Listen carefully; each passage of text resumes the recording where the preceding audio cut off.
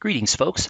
Joseph Kursky here with you to investigate 3D scenes with something called City Engine from Esri.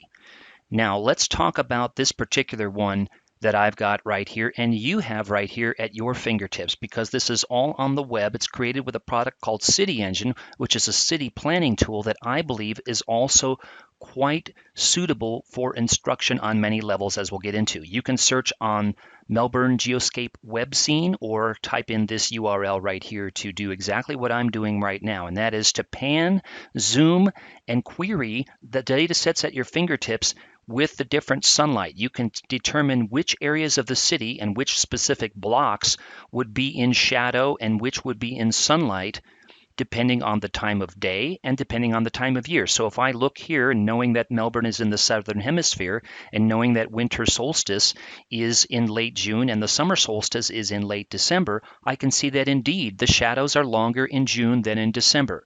Now let's step back for a moment and determine why these tools exist. Hey, we're going to just zoom in just for a moment on where the Seekers and others have had famous concerts here in the park just to the south east of the city center. Why do these tools exist? Well, think about this. Cities have different zones and different requirements. And let's say you wanted to construct a building and you wanted to determine which parts of maybe a historical district or a park would be in shadow at different times of day.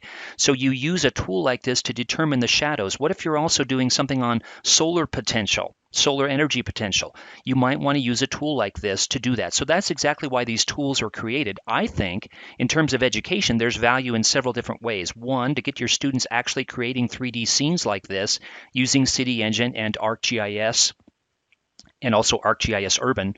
And number two, to teach about topics germane to geography. For example, sunlight and shadows and the globe and different times of the year, seasonality and daily changes. So the last time I was teaching down in Melbourne, I stayed in this park adjacent to Flagstaff Park right here. And this is, I'm zooming in right now on the famous farmers market.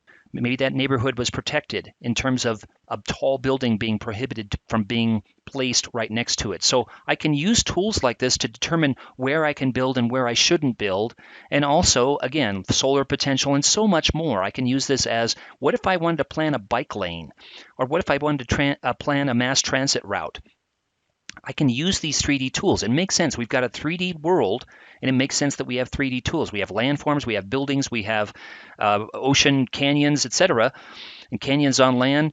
And so we've got a 3D world. It makes sense that we've got these 3D analytical tools at our fingertips. And also for visualization. As you can see right here, you can produce output. Here's Royal Park. You can produce output that you can easily visualize and you can share with others so that they can visualize it on the web as I'm doing here, and what you can also do in the exact same way that I'm doing in your own classroom, in your own teaching and learning. So check this out. It's the Melbourne Geoscape 3D scene, and you can also determine what kind of device you've got and figure out what it's going to look like there.